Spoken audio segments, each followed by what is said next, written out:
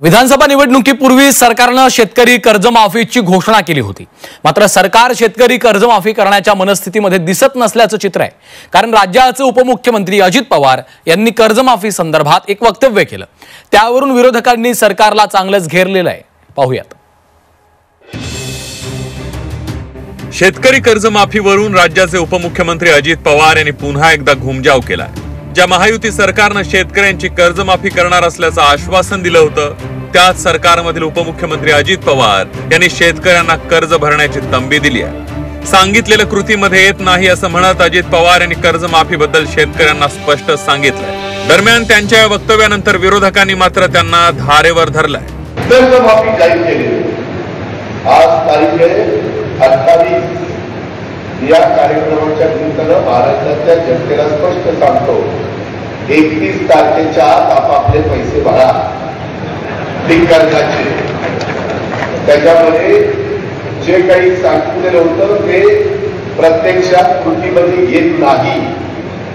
कारण 7,20,000 कोटीचा 7,20,000 कोटीचा अर्थसंकल्प सादर करत असताना जवळपास थोडे कमी 65,000 कोटी रुपये 3-5 तारखेला वीज माफी म्हणजे तुम्हाला माफ आहे, पण तुमचे पैसे आम्ही महावितरणला भरतो, आम्ही म्हणजे तो सरकार।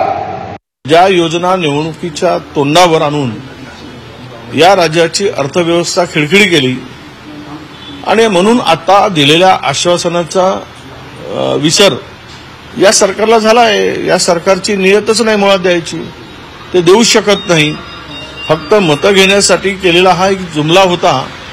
एकदा सरकारनं बोलून टाकावं की आम्ही जुमला केला आणि तो जुमला होता, आमची नियत नाही ना आमची अवकात नाही द्यायची, सांगून टाकावं शेतकऱ्यांना। खुर्ची काही परमनंट नाही आहे। ज्या शेतकऱ्यांना तुम्ही बनवून मतं घेतली तो शेतकरी तुम्हाला नांगरून त्याच्यावर खड्यात घातल्याशिवाय राहणार नाही, हेही लक्षात घेतलं पाहिजे। मुख्यमंत्री देवेंद्र फडणवीस यांनी देखील अजित पवारांच्या विधानाला दुजोरा दिला। अजित पवारांनी घेतलेली भूमिका योग्य आहे। दरम्यान कर्जमाफी शक्य नाही असं त्यांनी कधीही म्हटलं नसल्याचंही देवेंद्र फडणवीस म्हणाले। सरकारनं कर्जमाफी न केल्यास आंदोलन करण्याचा इशारा ठाकरेंच्या शिवसेनेचे आमदार अंबादास दानवेंनी दिला।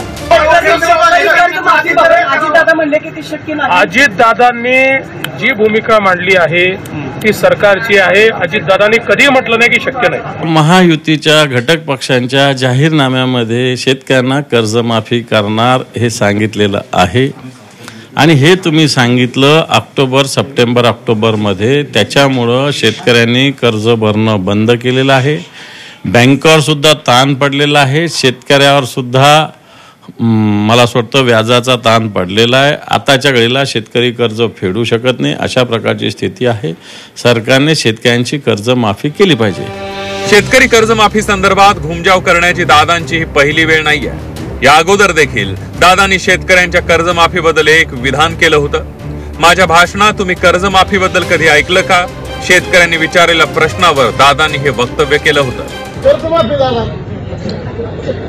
माझ्या भाषणात कधी तुम्ही ऐकलं नव्हतं? मला मी जेवढी भाषणं केली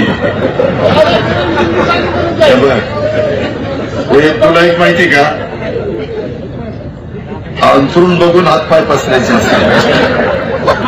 राज्याचा गाडा आपल्याकडे, आपण दोघं नंतर बसून तुला मी माझी परिस्थिती सांगतो, मग तू मला तुझा सल्ला दे आणि मग त्याच्यातनं काही जमत असेल तर करू, आपण करायला कमी नाही पडणार।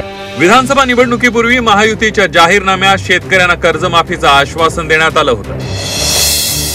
शेतकऱ्यांची कर्जमाफी करणार, शेतकरी सन्मान योजनेतून वर्षाला 12,000 वरून 15,000 निधी देणार, लाडक्या बहिणींना 2100 रुपये देणार, महिलांच्या सुरक्षेसाठी 25,000 महिलांचा पोलीस दलात समावेश केला जाणार, प्रत्येक गरीबाला अन्न आणि निवारा देण्यात येणार, वृद्ध पेन्शन धारकांना 1,500 रुपयांवरून 2100 रुपये पेन्शन दिली जाणार। महायुतीचं सरकार आल्यानंतर शेतकऱ्यांची कर्जमाफी करणार असं आश्वासन शेतकऱ्यांना देण्यात आलं होतं। मात्र महायुतीच्या मंत्र्यांच्या वक्तव्यानंतर जाहीरनाम्यात दिलेल्या आश्वासनांचा सरकारला विसर पडलाय की काय असा प्रश्न आता उपस्थित होतोय। ब्युरो रिपोर्ट, झी 24 तास।